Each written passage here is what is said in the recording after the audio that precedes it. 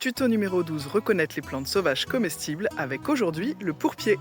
Et voilà un joli pied de pourpier qui est à côté de mon potager. Alors comment on va le reconnaître? Eh bien regardez, déjà on a des tiges bien charnues, rondes, sans poils, qui sont rouges, rougeâtres. Et ensuite on a des feuilles qui sont également charnues, qui sont en forme de gouttes d'eau. Hop là. On voit ce côté vraiment plante grasse, hein, même si elles ne sont pas extrêmement épaisses, elles le sont quand même.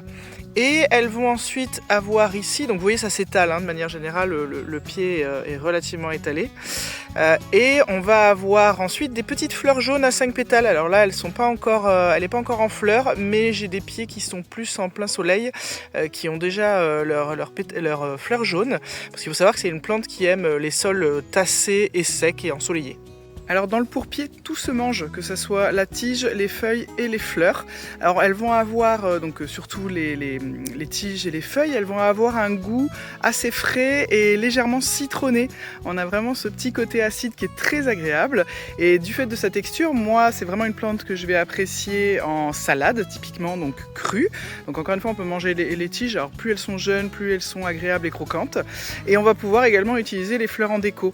Donc cette acidité, elle sous-entend aussi une grande présence de vitamine C, donc c'est plutôt chouette, en plus de pas mal de minéraux. Donc c'est une plante qui est très nutritive.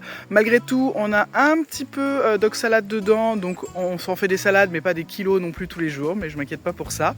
Et on va pouvoir aussi, si on veut, faire mariner un peu comme les cornichons, les feuilles. On va pouvoir faire des pestos également. Enfin, on va pouvoir imaginer d'autres recettes. On peut les cuire, il n'y a pas de souci, même si c'est très bon cru. On peut tout à fait mettre des feuilles dans des omelettes, par exemple, ou des quiches. Voilà, je vous dis à très bientôt pour d'autres infos. Bye bye!